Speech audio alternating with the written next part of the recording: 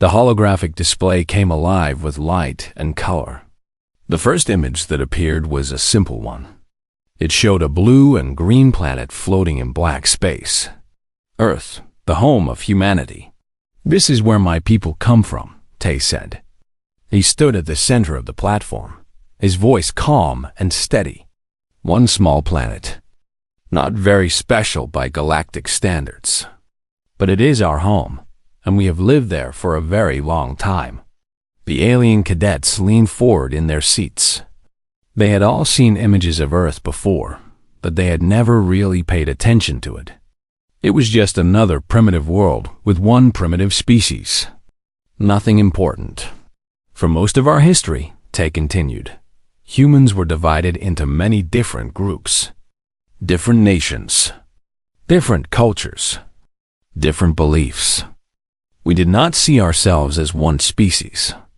We saw ourselves as separate tribes, always competing for resources and power. The holographic image changed. Now it showed a map of Earth, divided into hundreds of colored sections. Each color represented a different nation. "This is what our planet looked like 80 years before we made first contact with alien life," Tay said. "Dozens of major nations. Hundreds of smaller ones. All of them armed. All of them suspicious of each other." Valis crossed his long arms over his chest. "Primitive tribal behavior," he said. "Most young species go through this phase. You fight among yourselves until you realize that cooperation is more efficient." "Yes," Tay agreed. "But humans took a long time to learn that lesson. And we learned it in the hardest way possible." The image changed again. Now it showed a single date in large white letters against a black background. 1939. "This is when the war started," Tay said.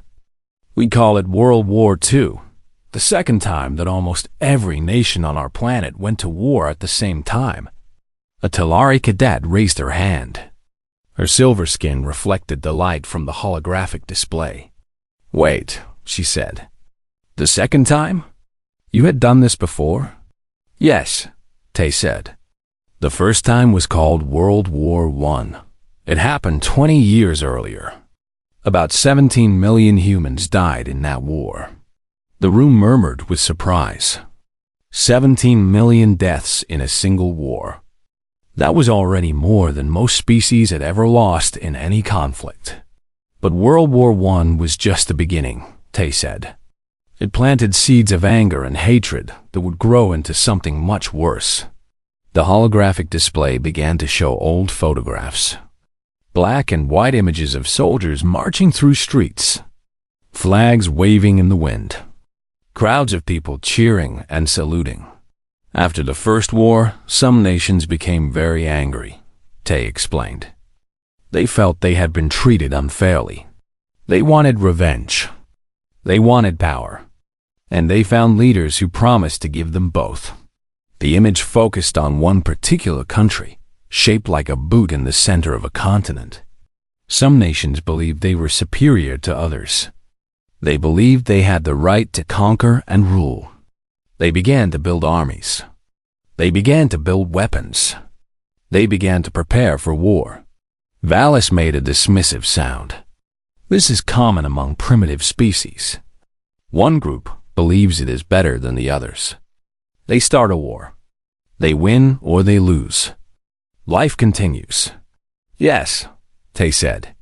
But humans are not like other species. When we fight with everything we have. We do not know how to hold back. The images on the display began to move faster. Tanks rolling across fields. Planes filling the sky. Ships crowding the oceans. Millions of soldiers moving across continents like waves of water. The war spread quickly, Tay said. In the beginning, one side seemed to be winning. Their armies moved fast. They conquered nation after nation. They believed they would rule the entire planet within a few years. The map of Earth appeared again, but now the colors were changing. One color was spreading across the continents, swallowing other nations like a hungry animal. But then something happened, Tay continued. The other nations decided to fight back. They put aside their differences. They joined together, and they began to push back. The spreading color stopped. Then, slowly, it began to shrink. The war went on for 6 years, Tay said. 6 years of constant fighting. On land, in the air, on the sea, in the snow and the desert and the jungle. Everywhere that humans lived, there was war.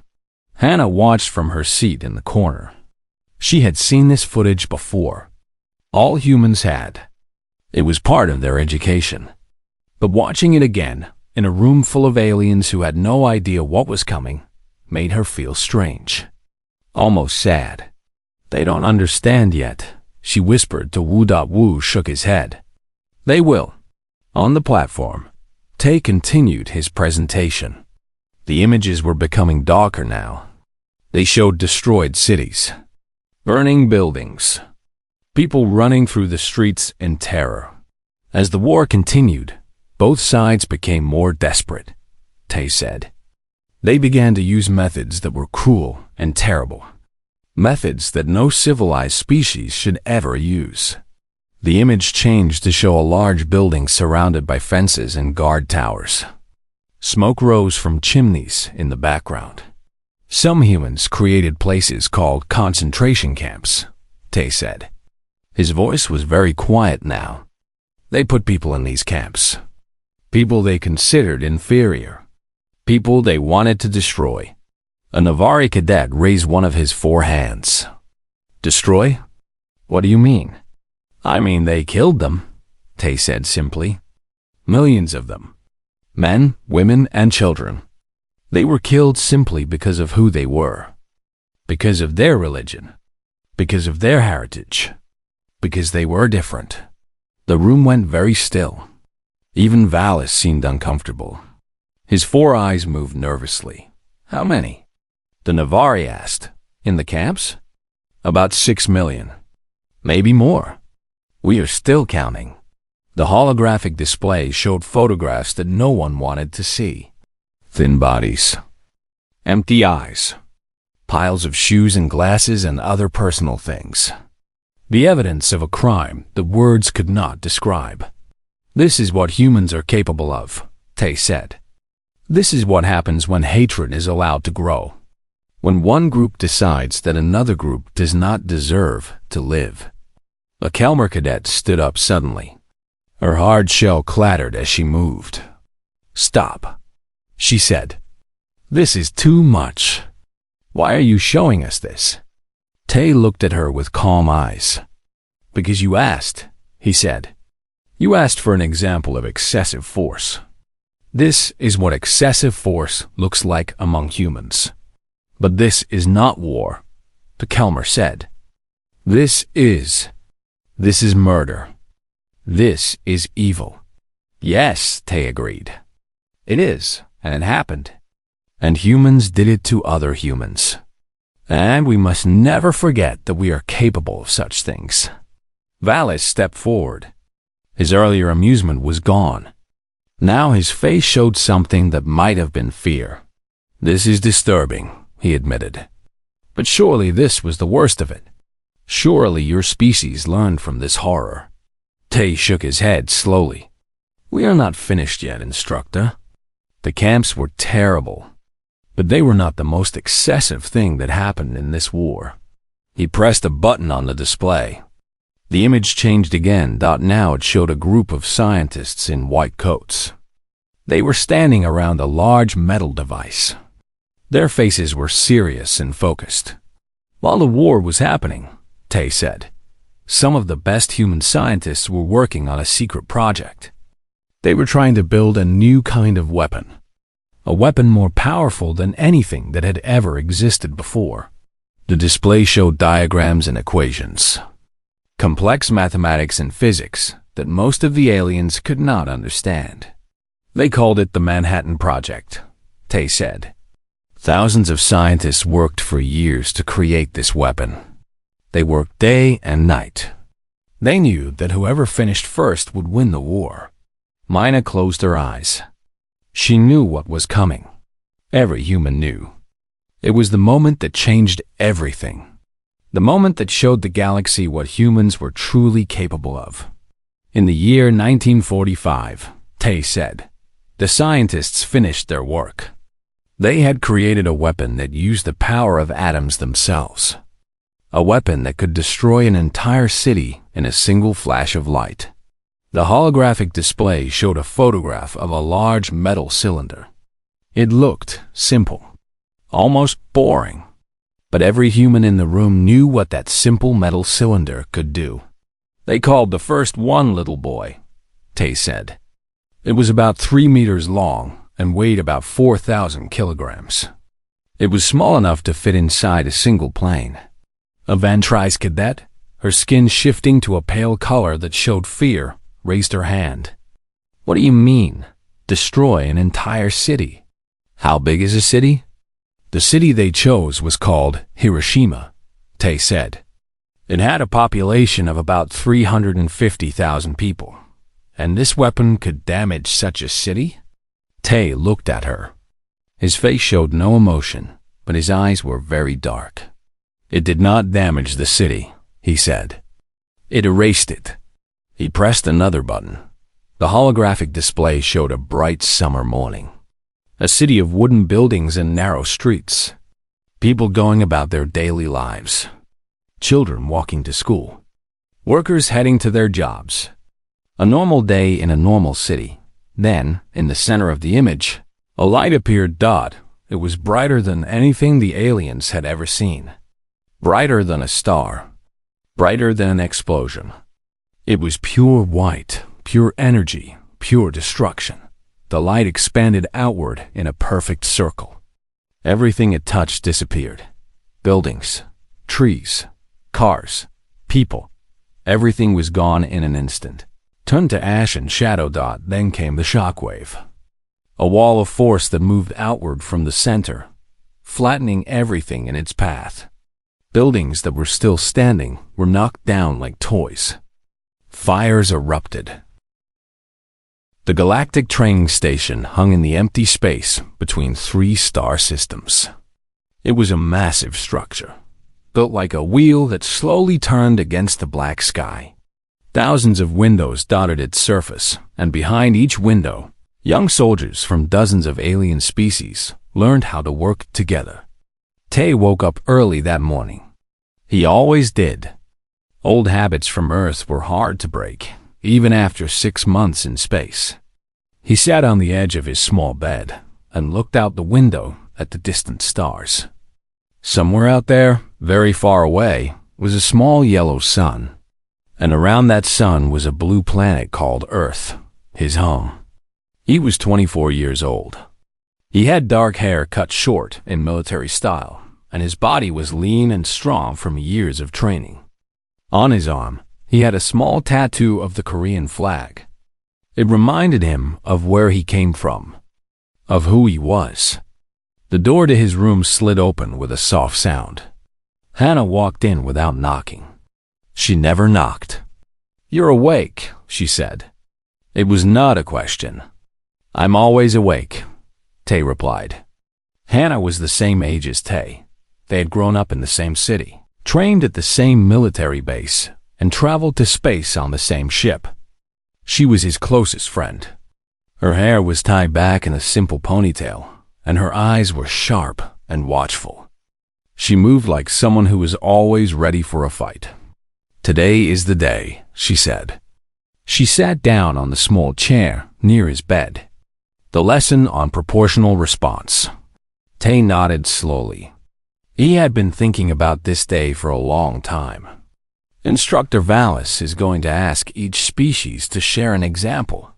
And you're going to show them? Yes. Hannah was quiet for a moment. Then she said, "The other aliens don't know anything about us. They think we're weak. They think we're new. They have no idea what humans have done. That's why I have to show them," Tay said. "They need to understand." An hour later, Tay walked into the large training hall with 3 other humans. Hannah was on his right. Wu was on his left. And Mina walked behind them, her eyes scanning the room like she was looking for danger. Wu was the biggest of the four humans. He was tall and wide, with thick arms and a calm face. He rarely spoke, but when he did, people listened. Mina was the youngest. She was only 22, but she was already one of the best pilots in the human fleet. She had a quick mind and an even quicker temper. The training hall was enormous. The ceiling was so high that it disappeared into shadow. Hundreds of seats were arranged in a circle around a central platform. On that platform stood a holographic display system that could show images and videos from any planet in the galaxy. The seats were already filling up. Alien cadets from a dozen different species were taking their places. The Talari sat in one section. They were tall and thin, with silver skin and large black eyes.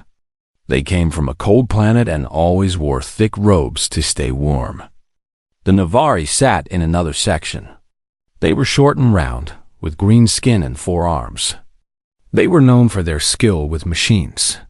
There were also the Kelmer, who had hard shells like insects. The Vantries, who could change the color of their skin. The Drell, who breathed a different kind of air and wore special masks. And many others, each species more strange and wonderful than the last. But none of them paid much attention to the 4 humans who walked in and sat down in the back corner.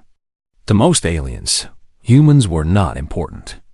They were a young species, barely 200 years into space travel. Their ships were slow. Their weapons were simple. They had joined the Galactic Council only 50 years ago, and they had never fought in any major galactic war. To the other species, humans were like children, small, weak, not worth worrying about. Tay sat down and waited. He had a small data chip in his pocket. On that chip was everything he needed to change how the galaxy saw his people. The lights in the training hall dimmed. A door at the far end of the room opened, and Instructor Valis walked in. Valis was a member of the Tarani species. He was tall, almost 8 feet, with pale blue skin and 4 eyes arranged in a diamond pattern on his face. His arms were long and thin, ending in hands with 6 fingers each. He moved with the confidence of someone who had never been challenged. The Tarani were one of the oldest species in the galaxy. They had been traveling between stars for 10,000 years. They had built the first Galactic Council. They had written most of the laws that govern space. And they believed, with complete certainty, that they were superior to all other species. Valis walked to the center platform and looked around the room. His 4 eyes moved independently, each one focusing on a different section of seats. "Good morning," he said. His voice was deep and smooth. "Today we will discuss a very important topic. Proportional response." He pressed a button on the platform, and a holographic image appeared in the air above him. It showed 2 ships firing at each other. "In any conflict," Valis continued, "it is important to use the right amount of force. Too little, and you will not achieve your goal. Too much, and you will cause unnecessary destruction. The key is balance." He looked around the room again. Every species has made mistakes in this area. Every species has, at some point, used too much force. Today, I want each species to share one example from their history. One moment when your people went too far. The Talari representative stood up first. He was an older male with wrinkled silver skin. 300 years ago, he said, our people destroyed a small moon to stop a group of rebels. It was more than we needed to do. We have regretted it ever since. Valis nodded. A good example. The destruction was greater than the threat required. The Navari went next. Their representative was a female with bright green skin. 200 years ago, we used a chemical weapon on a colony that was fighting for independence. Many innocent people died. We banned chemical weapons after that. Valis nodded again. Another good example. One by one, Each species shared their story. The Kelmer talked about a war where they destroyed all the farms on an enemy planet, causing millions to starve. The Vantries talked about a time when they hunted another species almost to extinction. The Drell talked about a weapon that poisoned an entire ocean. Each story was sad. Each story showed that every species had done terrible things at some point in their past. But as Tay listened, he noticed something. All of these examples were small. A moon destroyed here. A colony attacked there. A few million deaths at most. None of these species understood what true excessive force looked like. Finally, Valis turned toward the corner where the humans sat. His 4 eyes focused on them, and his mouth curved into something that might have been a smile. And now, he said, "We come to the humans." The way he said the word humans made it sound like an insult. Like he was talking about children or pets. "Your species is very new to the Galactic Council," Valis continued. "You have been in space for only 200 years. You have never fought in a major war. But surely, even you have some small example to share." Tay felt Hana tense beside him. He felt Wu's large hand grip the armrest of his chair. He felt Mina's eyes on him, waiting to see what he would do. Slowly, Tay stood up. The aliens in the room turned to look at him. Most of them had never really looked at a human before. They saw a small creature, barely 6 feet tall. Soft skin, no claws. No armor, no obvious weapons. How could such a weak thing survive in a dangerous galaxy? "Instructor Valis," Tay said. His voice was calm and clear. "You asked for one example of excessive force." "Yes," Valis said. There was amusement in his voice. "Just one small example. I'm sure that's all your species has." Tay reached into his pocket and pulled out the data chip. He held it up so everyone could see. "I didn't bring one example," he said. "I brought footage." The room went quiet. Even Valis seemed surprised. "Footage?" the instructor asked. "Footage of what?" Tay started walking toward the center platform. The alien cadets watched him with curiosity. This small human was going to show them something. How amusing. How entertaining.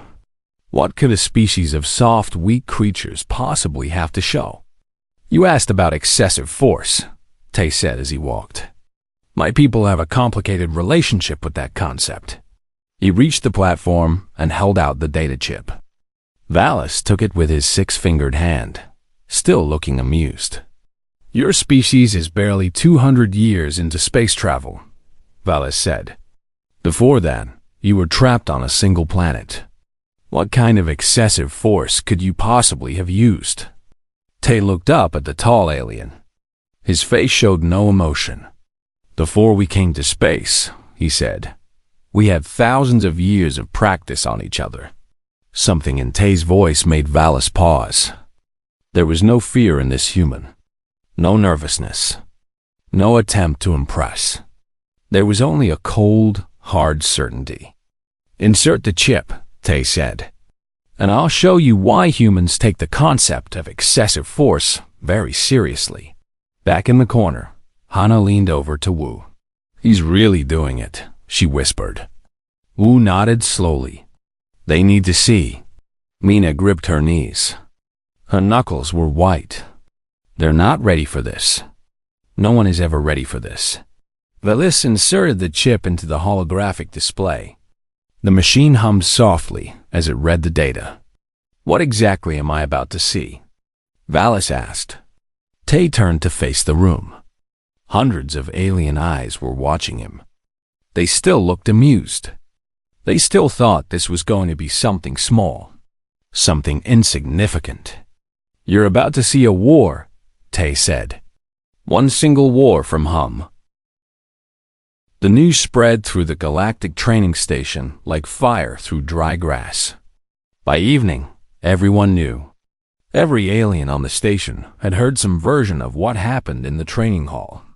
The whispers traveled from room to room. From species to species, the humans showed footage. They had weapons that could destroy cities.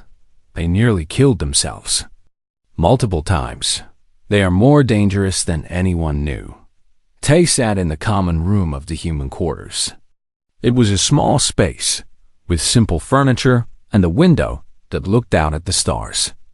He was alone. His friends had gone to their rooms to rest, but he could not sleep. His mind was too full of memories that the door slid open. Hannah walked in carrying 2 cups of hot tea. She handed one to Tay and sat down across from him. "You should rest," she said. "I can't," Tay replied. He held the warm cup in his hands but did not drink. "I keep thinking about what I showed them. What they must think of us now." Hannah was quiet for a moment. Then she said, "They think we are dangerous." "Yes, they think we are capable of terrible things." "Yes, they think we might be a threat to the galaxy." Tay nodded slowly. "Yes, all of those things." Hannah leaned forward. "And all of those things are true." Tay looked up at her. Her eyes were calm and steady. "We are dangerous," she continued. "We are capable of terrible things. And if anyone threatens humanity, we might be a threat to the galaxy. These are facts.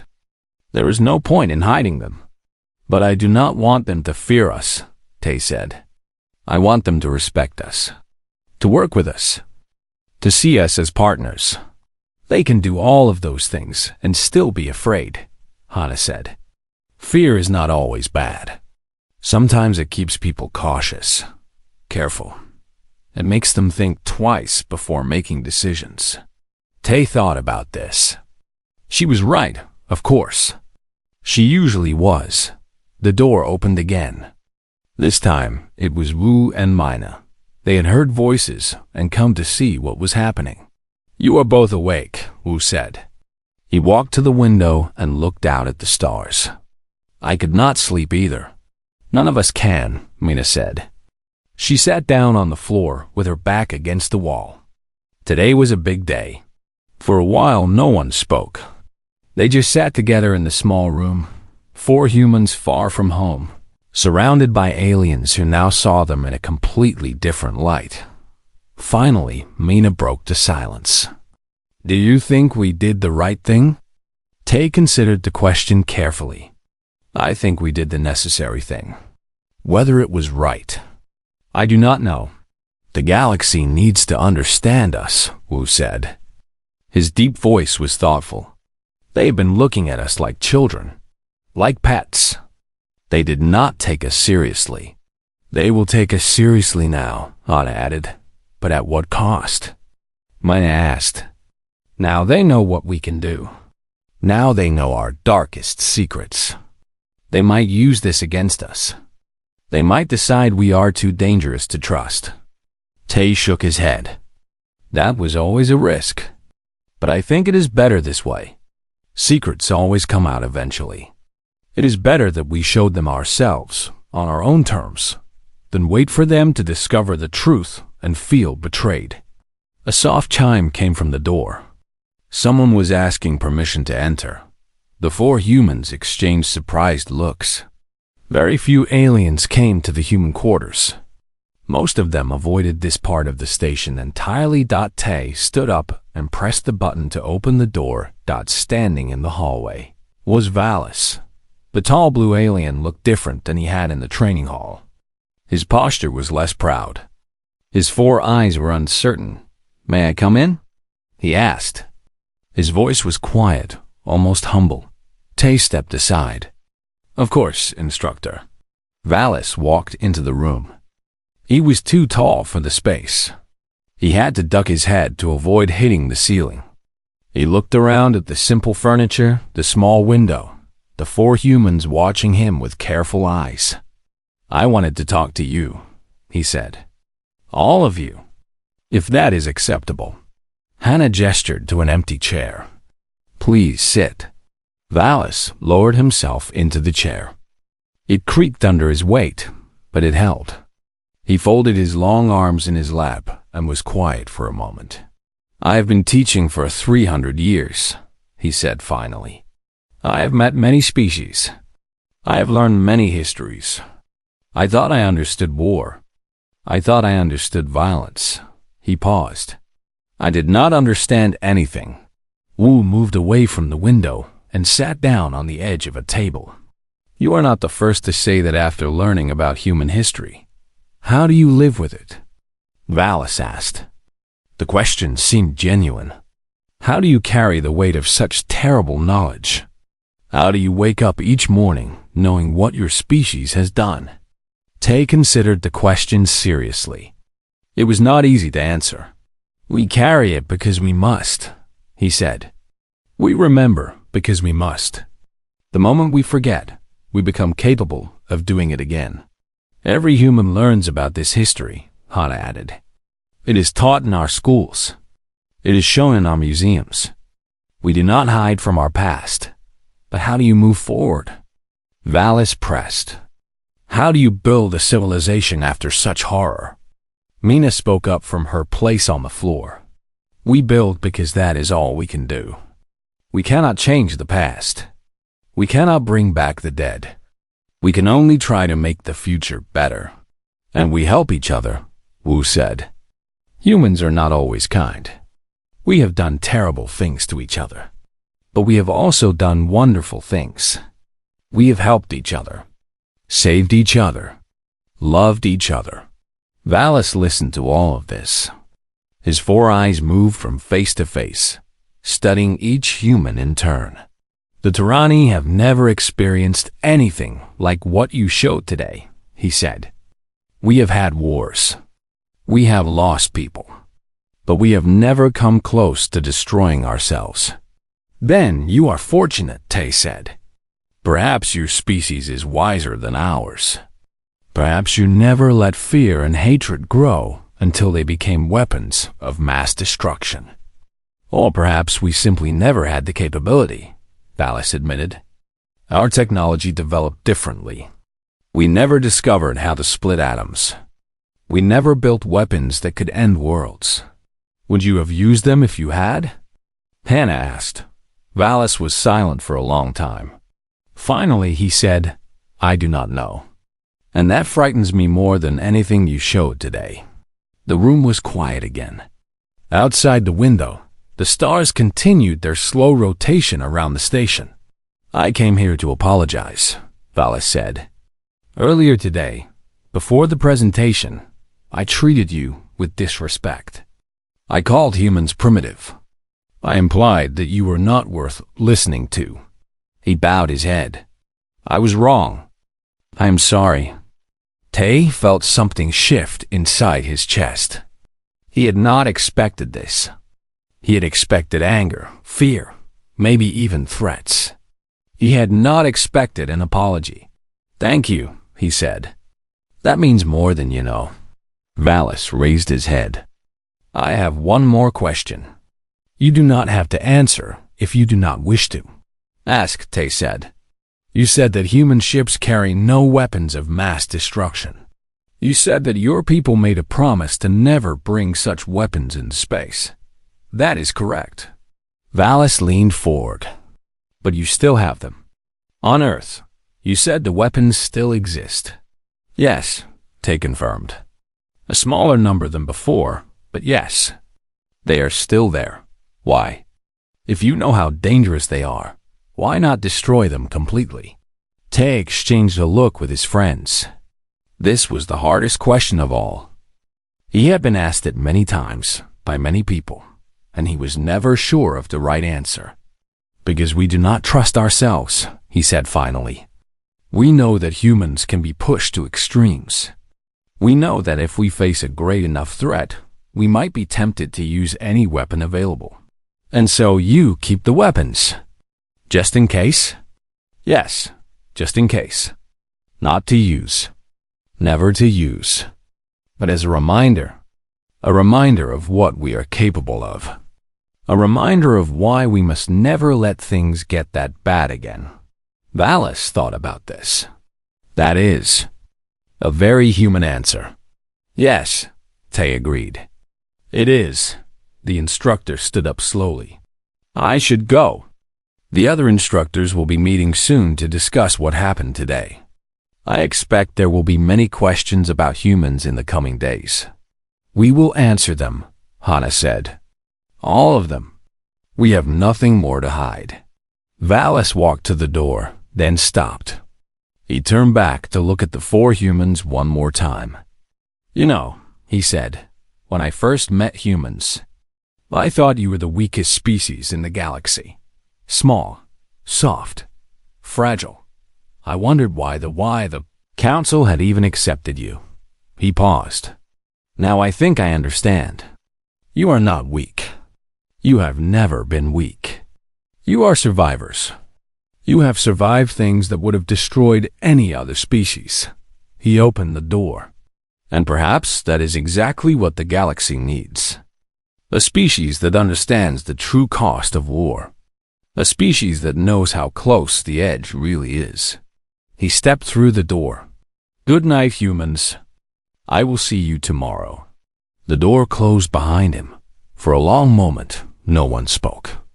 Then Mina let out a breath she had been holding. Well, she said, that was unexpected. He's not what I thought he was, Wu admitted. I expected him to hate us after seeing the footage. I did not expect him to apologize. People can surprise you, Hannah said. Even aliens. Especially aliens. Tay walked to the window and looked out at the stars. Somewhere out there, among all those points of light, was Earth, his home. The birthplace of a species that had nearly destroyed itself many times and somehow kept going. Do you think things will be different now? Mina asked. Do you think the other aliens will treat us differently? Yes, Tay said without turning around. Everything will be different now. They know what we are. They know what we can do. Is that a good thing or a bad thing? Mina pressed. Tay turned. The holographic display flickered and changed. The mushroom cloud faded away, replaced by a map of Earth. But this map was different from the one shown before. Now there were only two colors.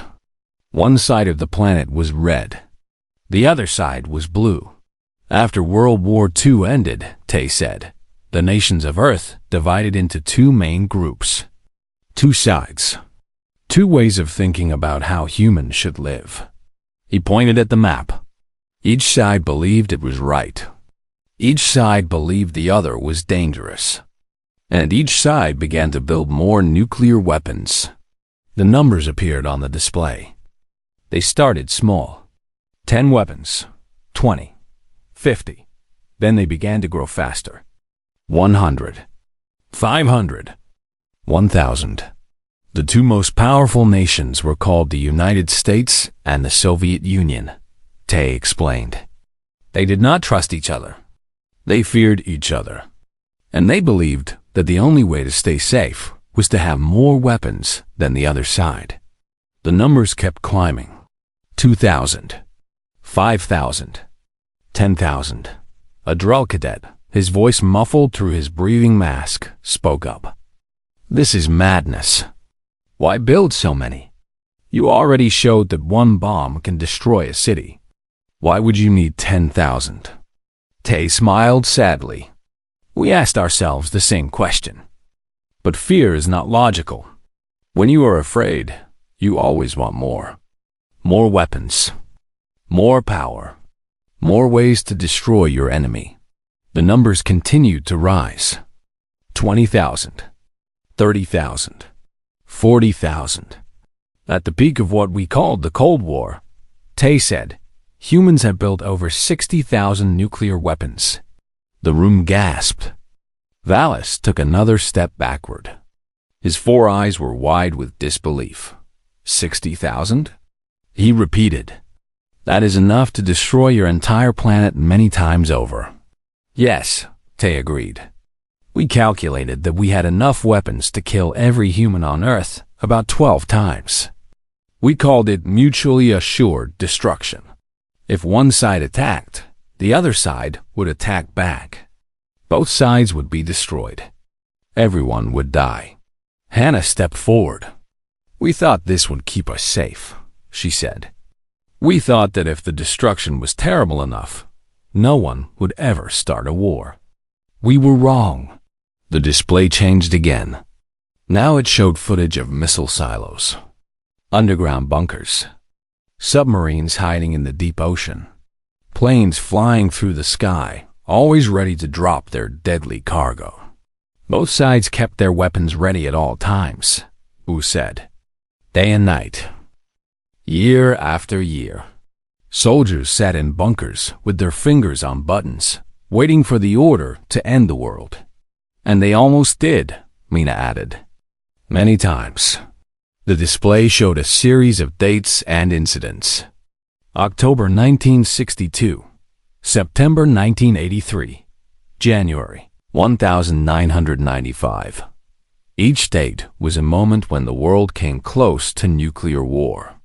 In 1962, Tay said, the two sides almost went to war over missiles placed on a small island. For 13 days, the entire planet held its breath. One wrong move, one mistake, one moment of fear, and everything would have ended.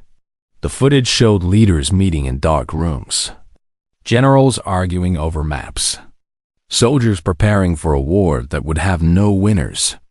In 1983, Tay continued, a computer system on one side detected missiles being launched from the other side. The system said it was an attack.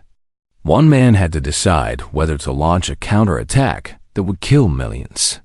The display showed the face of a single human male. He looked tired and afraid. He chose not to launch, Tay said. He decided the computer was wrong. And it was. There were no missiles. It was just a reflection from clouds. One man's decision saved the world. The aliens were no longer sitting comfortably in their seats. Many of them had moved to the edges of their chairs. Some were standing. All of them were staring at the display with a mixture of horror and fascination.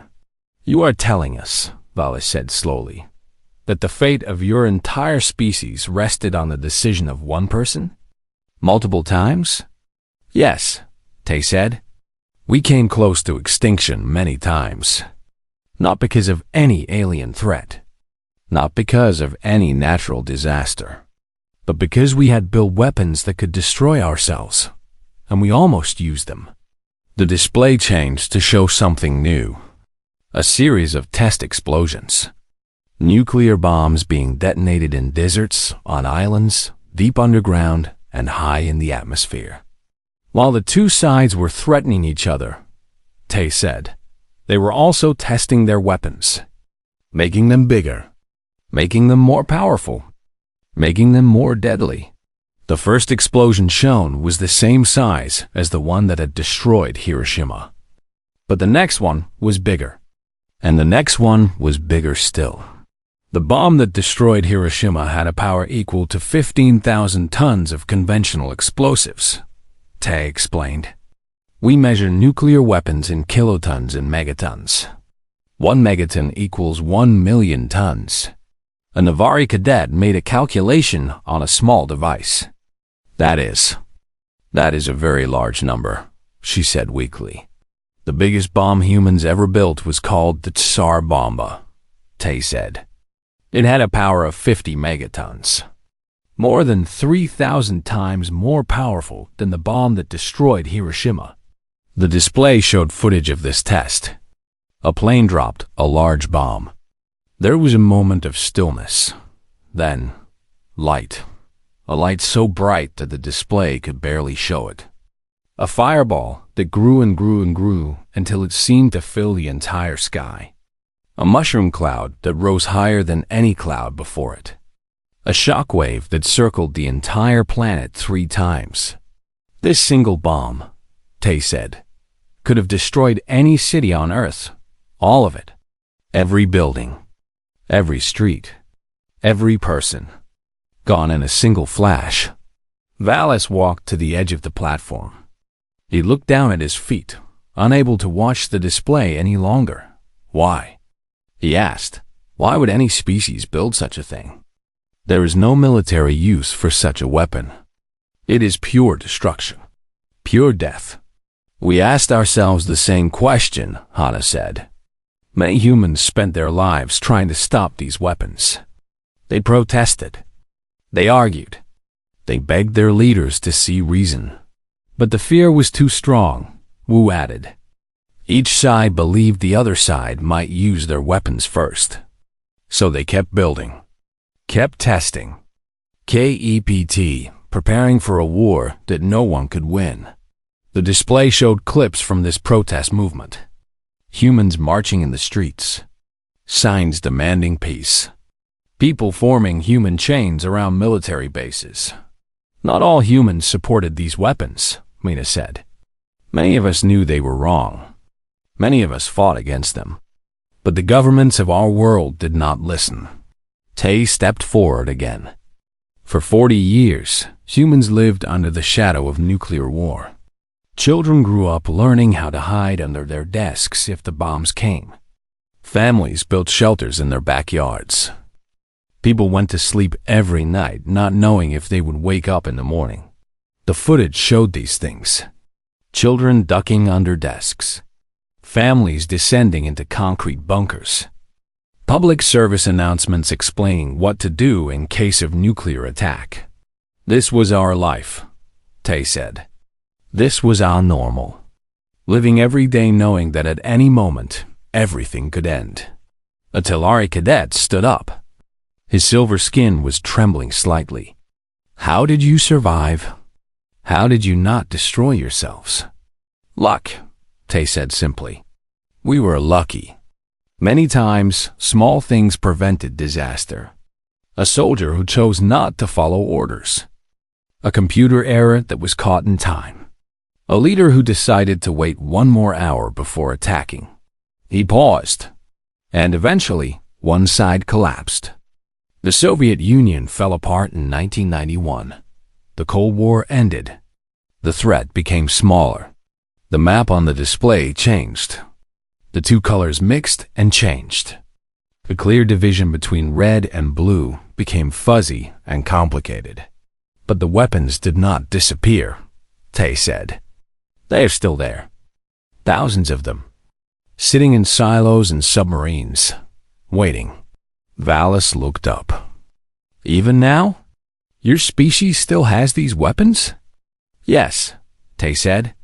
We have reduced the numbers. We have signed treaties.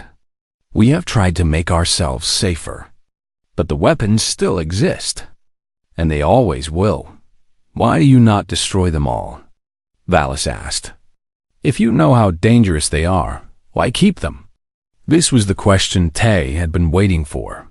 He looked at the alien instructor with steady eyes. Because we learned something important, he said. We learned that humans cannot be trusted to always do the right thing. We learned that even good people can make terrible decisions when they are afraid. We learned that the capacity for destruction lives in all of us. He gestured at the display, which was now showing images of modern human cities. Tall buildings, busy streets, people living their normal lives. Today, humans live in peace. Most of us, we have built a civilization that spans our entire planet. We have ended many of our old conflicts. We have learned to work together. But we remember, Hana said. We teach our children about these weapons. We show them this footage. We make sure they understand what we are capable of. Not to scare them, Wu added, but to remind them, to make sure they never forget the price of hatred and fear. Mina spoke for the first time in a while. Her voice was quiet but firm. When we joined the Galactic Council, we made a promise. We would never bring weapons of mass destruction into space. We would never threaten other species the way we threatened ourselves. Tay nodded. This is why human ships carry no nuclear weapons. This is why we signed every weapons treaty first. This is why we push so hard for galactic peace. He looked around the room at the gathered aliens. They were all watching him now. Really watching him. Seeing him not as a weak, primitive creature, but as a survivor of something terrible you asked for. 3 weeks passed after the presentation in the training hall. In that time, everything changed. The footage that Tay had shown spread far beyond the Galactic training station. Copies were made. Files were shared. Within days, military academies on 100 different planets were showing the same images. The mushroom clouds, the bombed cities, the endless rows of missiles. The face of that one man who had chosen not to end the world. Humans became the most talked about species in the galaxy. Some of the talk was fearful. There were voices in the Galactic Council who argued that humanity was too dangerous. They said that a species capable of building 60,000 weapons of self-destruction could not be trusted. They demanded that human ships be searched, human colonies be monitored, human activities be restricted. But other voices spoke louder. These voices said that humanity should not be punished for being honest about their past. They pointed out that humans had shared their darkest secrets voluntarily. They had hidden nothing. They had made no excuses. This kind of honesty, these voices argued, was exactly what the galaxy needed. The debate went on for days. Representatives from dozens of species argued back and forth. Some demanded action. Others counseled patience. The Galactic Council had not been this divided in years. And through it all, the 4 humans at the training station continued their daily lives. Tay woke up early every morning, just as he always had. He went to his classes. He trained in the simulator. He ate his meals in the cafeteria. But now, when he walked through the station, aliens looked at him differently. They moved out of his way in the hallways, thought they spoke to him with careful respect.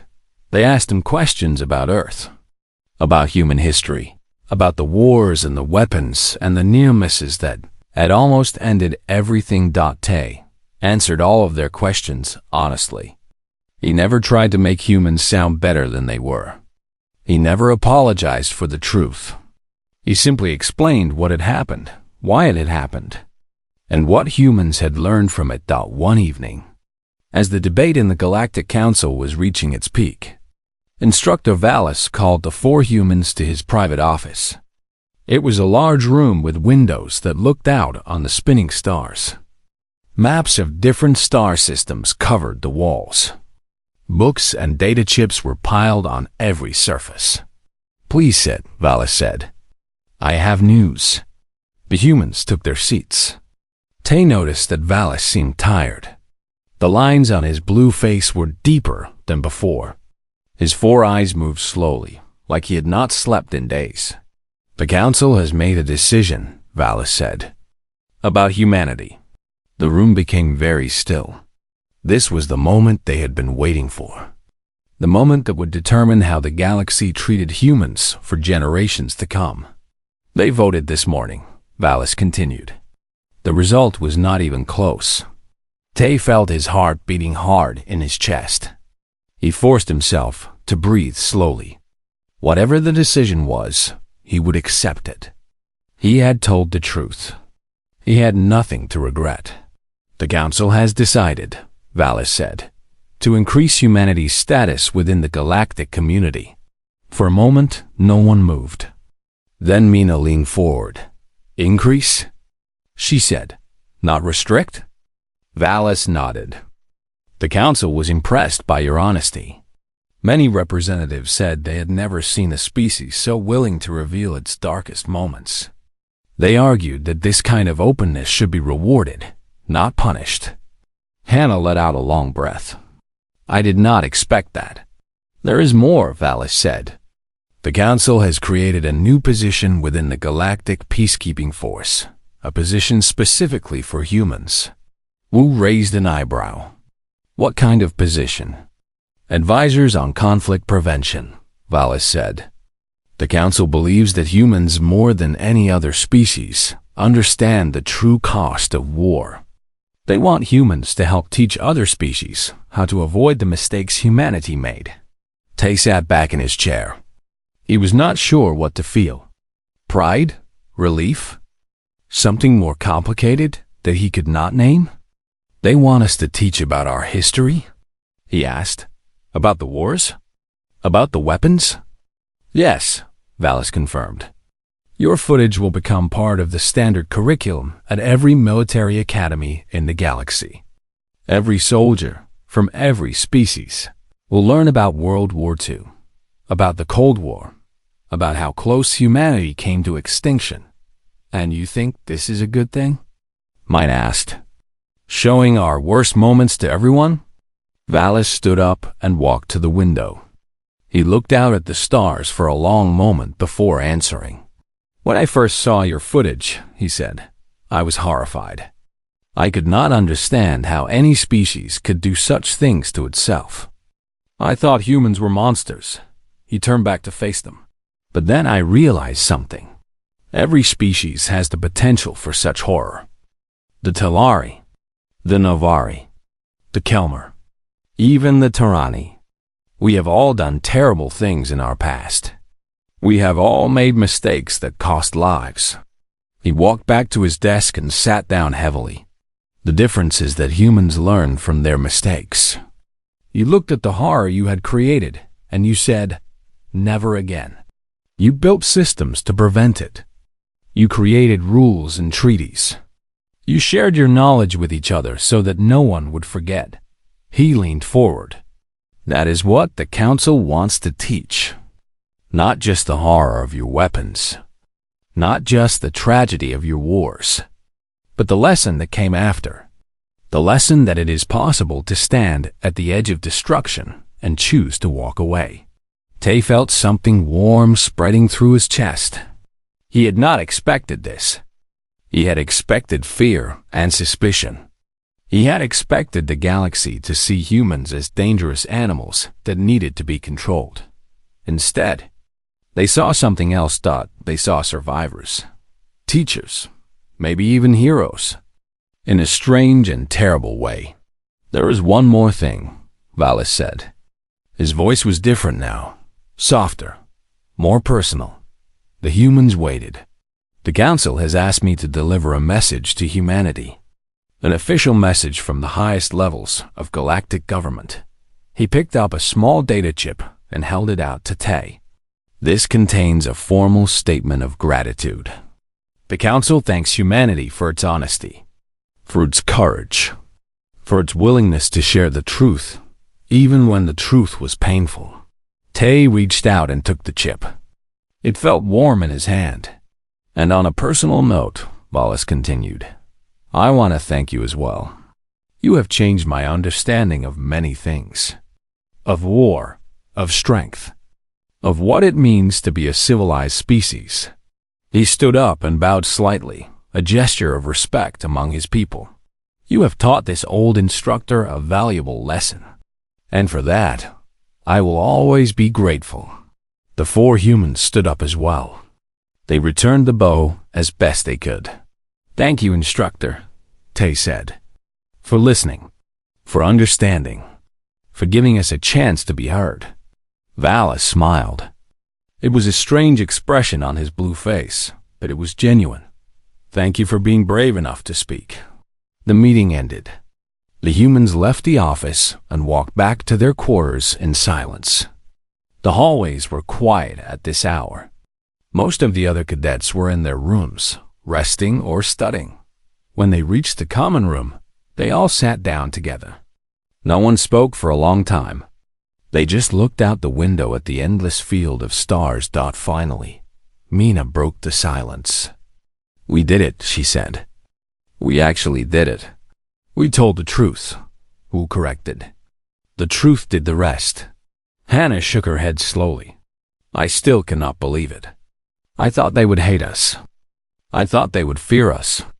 I thought we would be treated like dangerous animals. Some of them probably still feel that way, Tay said. Change does not happen overnight. There will be aliens who never trust humans. There will be species who always see us as a threat. But there will also be allies, Mina said. Species who respect us. Species who want to learn from us. And that is enough Tay said. That is more than we had before. He stood up and walked to the window. The station had rotated, and now he could see a distant cluster of stars that he recognized. Somewhere in that cluster was Earth's sun, his home, waiting for him to return one day. My grandfather fought in a war, he said quietly.